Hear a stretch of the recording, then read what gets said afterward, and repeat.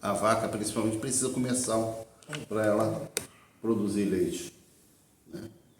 E então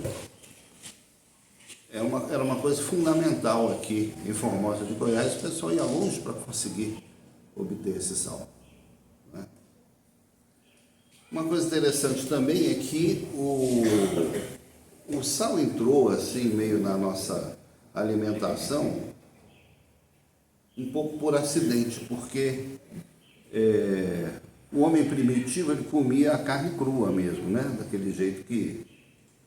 Depois aconteceu o primeiro incêndio na floresta, queimou alguns animais lá, eles disseram, vou comer o animal desse jeito mesmo. Aí ele descobriu que o animal queimadinho, tostadinho, era bom, né? Aí ele aprendeu a assar e a cozinhar os animais, né? Mas o problema é que a carne dos animais não durava muito. Por algum processo ele soube que passando sal naquela carne, né, as moscas não posavam, os insetos não atacavam, as bactérias também não deterioravam, ou demorava, né, mais para conservava aquela carne, ela podia ser comida então por mais tempo, né?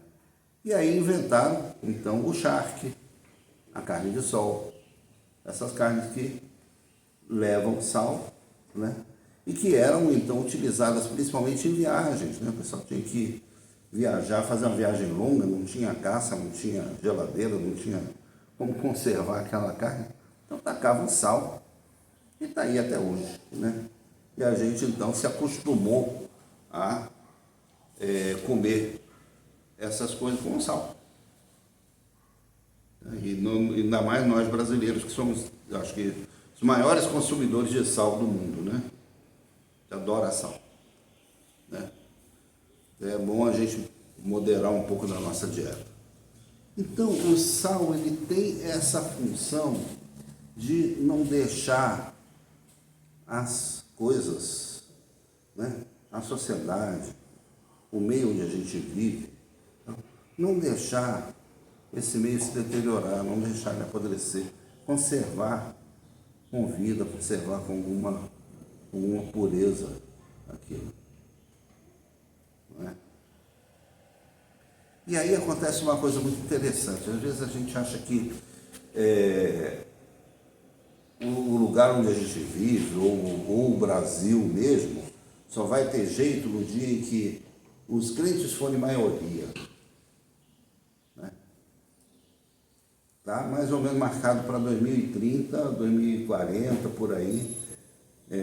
Em algum ano desses aí, os evangélicos serem maioria da população brasileira. Isso é questão estatística, de acordo com a evolução aí do censo e tudo, né?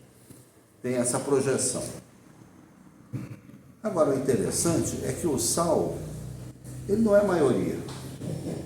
Se você come alguma coisa que o sal é maioria, então você tem que tomar cuidado com a sua dieta. Você está comendo uma coisa meio... Não é uma coisa muito boa para a sua saúde, não é? O sal não precisa ser maioria. O sal não precisa aparecer. Você dá uma pitada de sal e você só percebe pelo paladar, né? Aquela famosa panela de arroz assim, tal, que você abre assim, você já botou sal aqui, né? Aí na dúvida você bota mais. Aí você vai ver, o arroz ficou salgado. Não dá para ver, né? Mas ele está ali presente. Então, nós somos chamados a ser sal na sociedade sem precisar ser maioria. Entendeu? Nosso testemunho, a nossa presença, quanto cristãos, não falando aqui de evangelho, fala como testemunho de Jesus Cristo, né? Nós somos chamados a ser sal, independente dessa nossa condição populacional. Mas nas nossas atitudes, nas nossas relações, estamos desde o início do culto falando disso, né? qual é a nossa atitude em relação, principalmente em relação ao outro, né? Em relação às outras pessoas, né?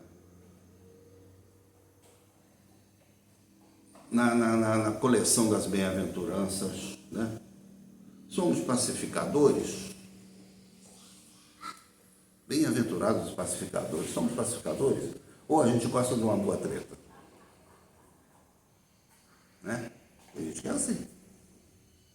Fica arrumando pontos de discórdia, de discussão, de oposição. Não é? Somos misericordiosos? Ou a nossa atitude é sempre de ser extremamente rigoroso com aquele que a gente percebe que é mais fraco, com aquele que a gente percebe que tem menos articulação do que a gente, ao passo que, em relação ao mais forte, não. Nós somos os cordeirinhos, né? Muita gente é assim, né? Então, ser sal é ter essa atitude diferenciada que a gente vê, por exemplo, que a gente viu no Salmo, né? Que nós lemos, entendeu?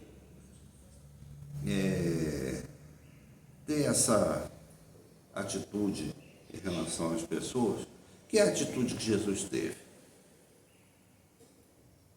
Isso é ser sal. Da mesma forma, Jesus fala então que nós somos a luz do mundo. A luz do mundo. A luz também é algo que não precisa ser maioria, né?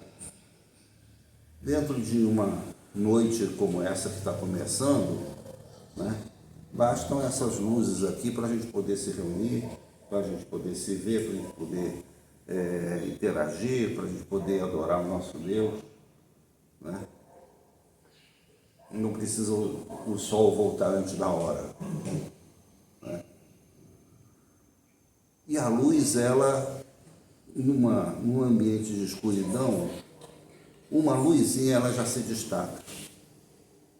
A gente consegue perceber onde ela está, né? Então,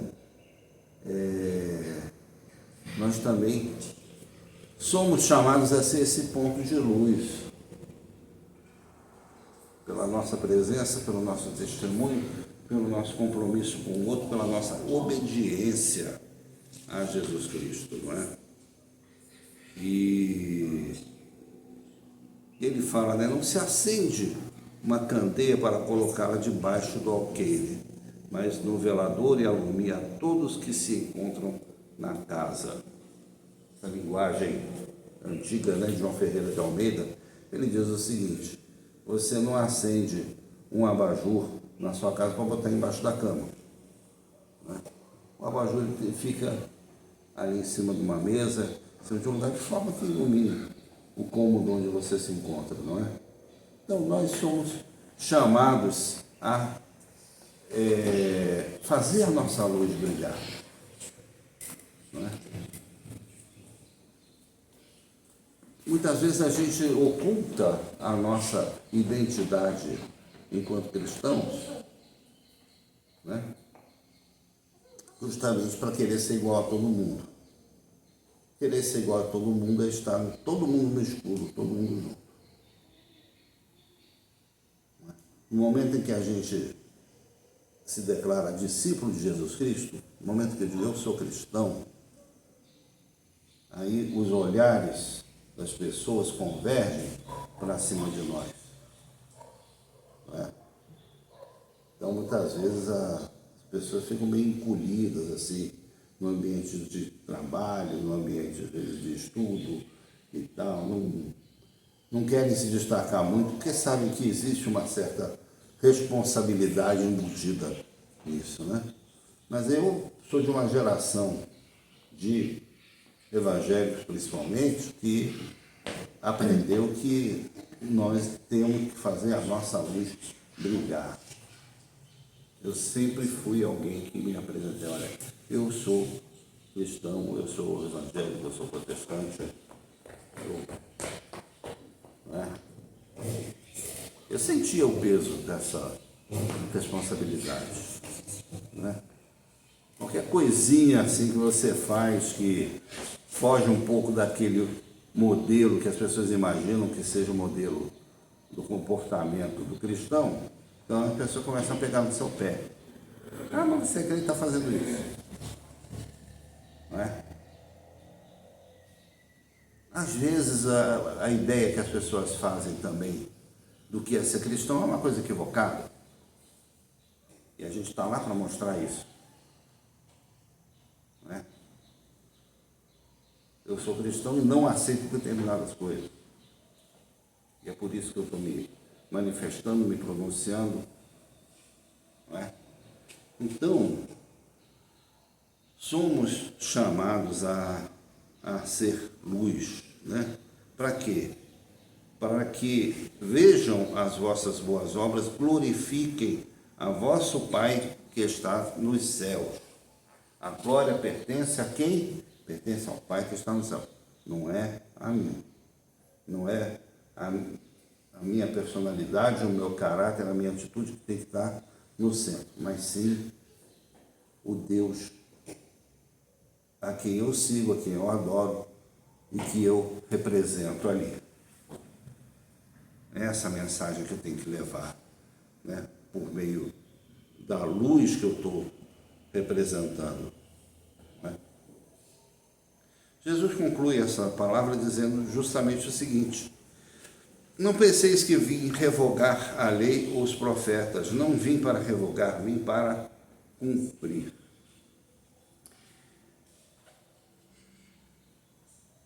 O governo de Israel, na época de Jesus, tinha muita preocupação com esse rigor de seguir determinados regulamentos da lei. Porque eles tinham passado pela experiência do exílio, não é? E eles estavam ali sob o domínio de Roma, eles não tinham recuperado plenamente a sua soberania enquanto nação, e eles atribuíam tudo aquilo que eles estavam passando a quê? A desobediência à lei. Os profetas tinham falado isso, não é? Então, o diagnóstico estava correto. Eles não estavam errados, não. Era necessário obedecer à lei, não é? Mas, nessa busca dessa solução, então o que eles fizeram? Fizeram um monte de códigos de regulamento de comportamento, tudo, das mínimas coisas. Então, no sábado, não podia acender fogo dentro de casa, né? Isso está na Bíblia. Não podia caminhar carregando nada com os braços, não é? Não podia fazer isso, não podia fazer aquilo. E aí começaram então a proibir Jesus de curar pessoas, de salvar pessoas. Queria impedir um rapaz de pegar a maca onde ele estava deitado, depois que ele foi curado, levar essa maca para onde ele quisesse. A maca era dele. Ele disse: não, mas você tem que deixar a maca aí. Você pode sair andando, mas não anda muito não, porque também você vai estourar o limite. Quer dizer, esse tipo de regulamento era o que orientava a vida das pessoas na sua relação com a religião, na sua relação com Deus. E Jesus disse o seguinte: olha, eu não vim cancelar o que está escrito na lei, não, eu vim cumprir. Só o que está escrito na lei não é isso que estão ensinando para vocês. Porque a finalidade da lei é o quê? É construir um relacionamento de amor, de unidade, de misericórdia, de solidariedade entre as pessoas. Era esse o objetivo da lei que Deus entregou a Moisés lá no Monte Sinai. Sempre foi esse. E a coisa caiu então para o legalismo. Então não contem com Jesus para cumprir todas as normas do legalismo. Mas vamos seguir a Jesus, vamos ter a certeza, a segurança em Jesus Cristo para cumprirmos, sim, a lei no seu sentido mais profundo, no seu sentido mais amplo. Foi para isso que Jesus veio. Então ele fala aqui, né? Não pense que eu vim revogar a lei, os profetas, não vim para revogar, vim para cumprir. Cumprir os profetas, inclusive, ele fala, né? Os profetas na sua luta, na sua proclamação por justiça, por igualdade, por solidariedade, pelo cuidado com os órfãos e com as viúvas, pela inclusão das pessoas portadoras de deficiência que eram proibidas de acessar o templo, pela inclusão de tantas pessoas que eram impedidas de ter acesso à presença de Deus. Por quê? Por causa dos regulamentos que eles mesmos tinham inventado. Não é? Então, isso Jesus veio cumprir. Não é? Porque, e ele encerra então com aquela frase que eu li no começo: porque vos digo que se a vossa justiça não exceder em muito a dos escribas e fariseus, jamais entrarei no reino dos céus. Então, sempre lembrando, justiça é qualidade, é compromisso, né? Compromisso com Deus, compromisso com o outro também, nas nossas atitudes, nas nossas relações. É isso que nos motiva a seguir a Jesus, é isso que nos torna filhos do Deus Altíssimo. Amém? Essa é a palavra que eu gostaria de trazer para vocês nessa noite.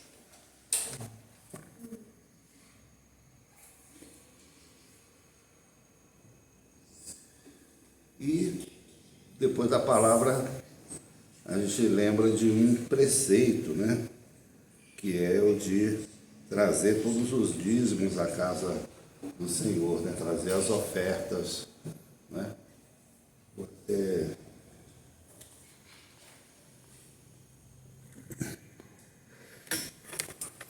Um pouquinho o foco aqui para a gente.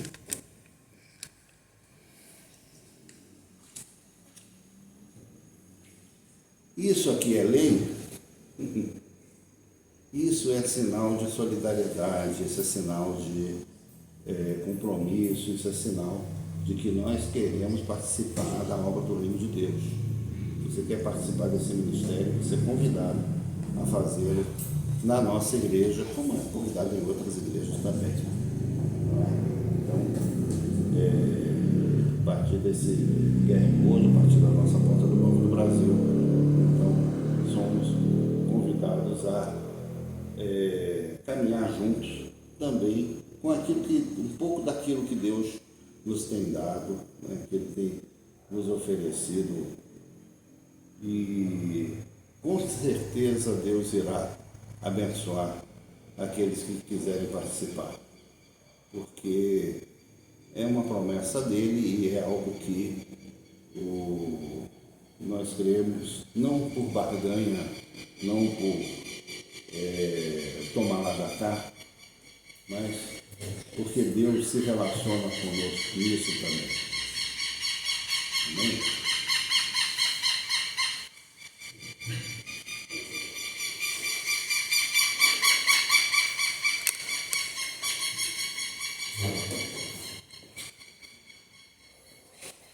Vamos nos preparar para receber então os elementos da ceia do Senhor, né?